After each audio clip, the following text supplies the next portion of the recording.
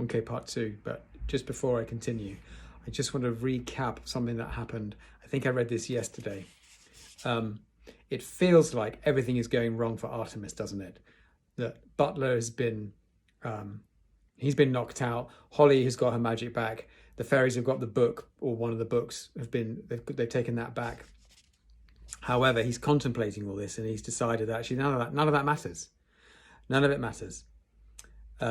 He says that once the time stoppage period ends, the LEP are going to have no option but to launch their bio bomb. As we know, a bio bomb kills everything that's alive, but leaves everything else intact.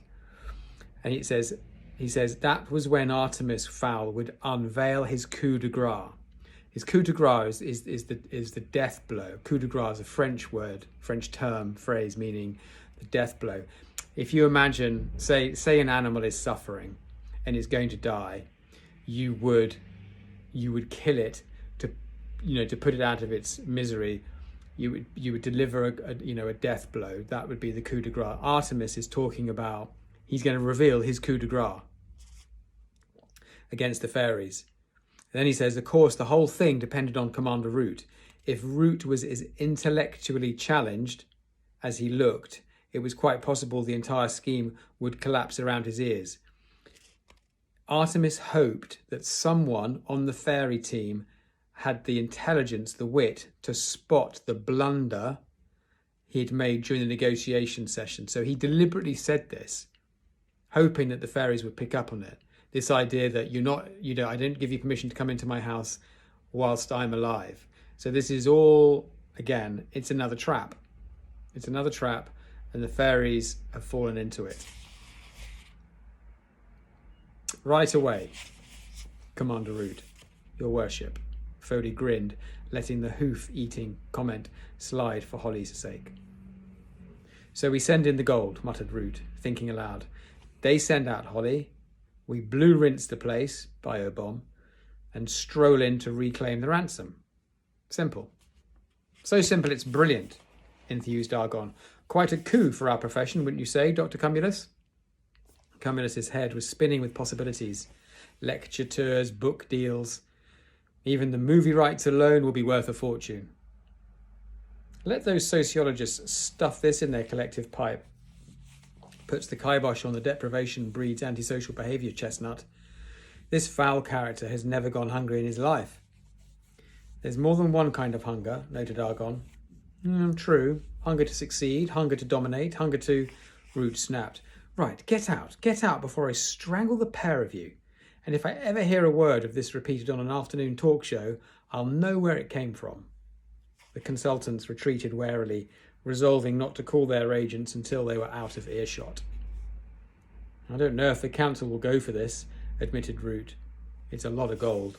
Remember, it's Artemis is asked for a ransom of 40 million pounds worth of gold. Foley looked up from the console. How much exactly? The commander slid a piece of paper across the console. That much. That is a lot, Foley whistled. A ton.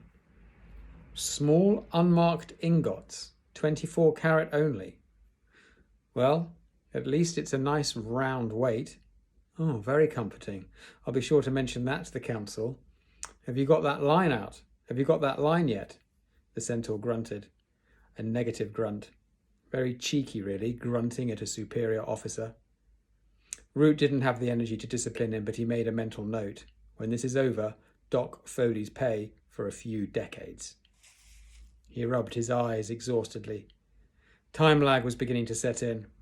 Even though his brain wouldn't let him sleep because he'd been awake when the time stop was initiated, his body was crying out for rest. He rose from the chair, swinging the door wide to let in some air. Stale. Time stop air. Not even molecules could escape the time field, much less a human boy. There was activity by the portal, lots of it. A swarm of troops gathered around a hover cage. Cudgeon stood at the head of the procession, and the entire bunch was heading his way. Root stepped down to meet them. "What's this?" he inquired, none too pleasantly. "A circus? Cudgeon's face was pale but determined. No, Julius. It's the end of the circus. Root nodded. I see, and these are the clowns. Foley's head poked through the doorway. Pardon me for interrupting your extended circus metaphor, but what the hell is that? Yes, Lieutenant, said Root, nodding at the floating hover cage. What the hell is that? Cudgeon bolstered his courage with a few deep breaths. I've taken a leaf from your book, Julius. Oh, is that a fact? Yes, it is. You opted to send in a lapsed creature. So, now I'm going to. Root smiled dangerously. You don't opt to do anything, Lieutenant, not without my say-so. Cudgeon took an unconscious step backwards. I've been to the council, Julius. I have their full backing. The commander turned to Foley. Is this true? Apparently, it just came through on the outside line. This is Cudgeon's party now. He told the council about the ransom demand, and you springing Mr. Diggums. You know what the elders are like when it comes to parting with gold. Root folded his arms. People told me about you, Cudgeon. They said you'd stab me in the back. I didn't believe them. I was a fool. This is not about us, Julius. It's about the mission. What's inside this cage is our best chance of success. So, what's in the cage? No, don't tell me. The only other non-magical creature in the lower elements, and the first troll we've managed to take alive in over a century. Exactly. The perfect creature to flush out our adversary. Root's cheeks glowed with the effort of restraining his anger. I don't believe you're even considering this.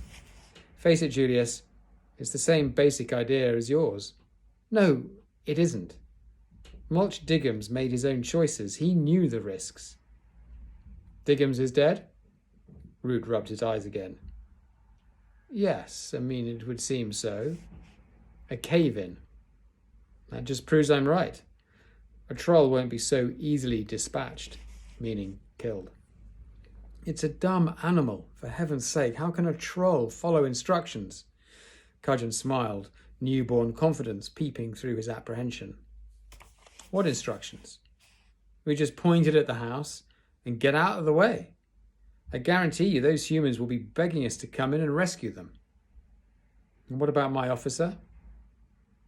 We'll have the troll back under lock and key long before Captain Short is in any danger. And you can guarantee that, can you? Cudgeon paused. Well, that's a chance the council is willing to take.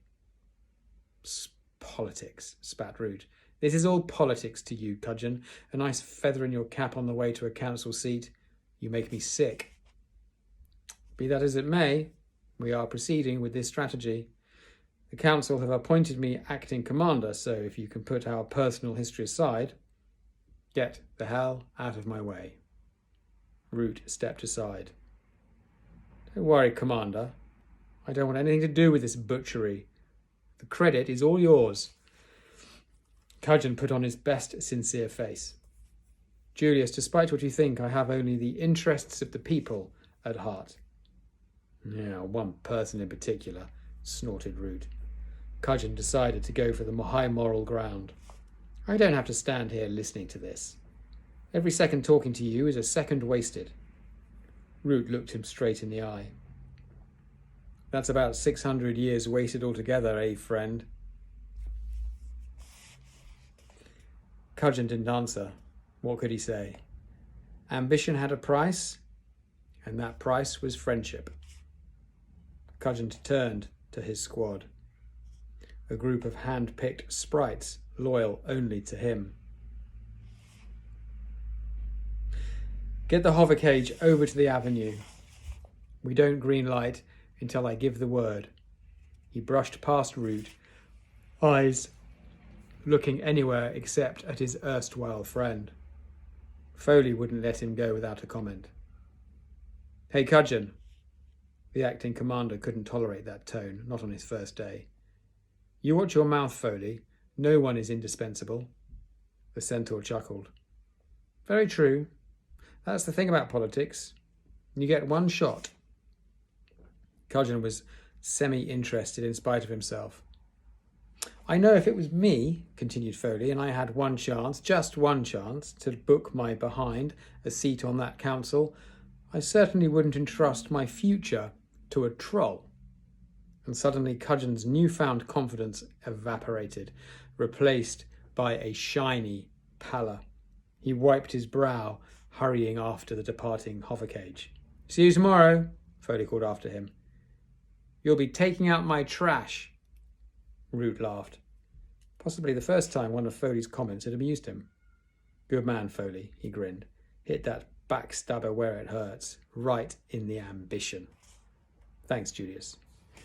The grin disappeared faster than a deep-fried pit slug in the LEP canteen. I've warned you about the Julius thing, Foley. Now get that outside line open again. I want that gold ready when Cudgeon's plan goes awry, meaning goes wrong. Lobby all my supporters on the council.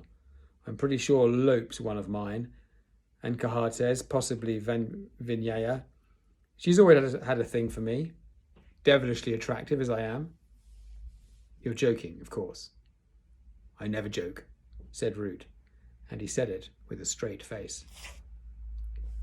Okay, I'm going to stop there. So, Root has been pushed aside by somebody more senior than him who's decided that he's going to send in a troll.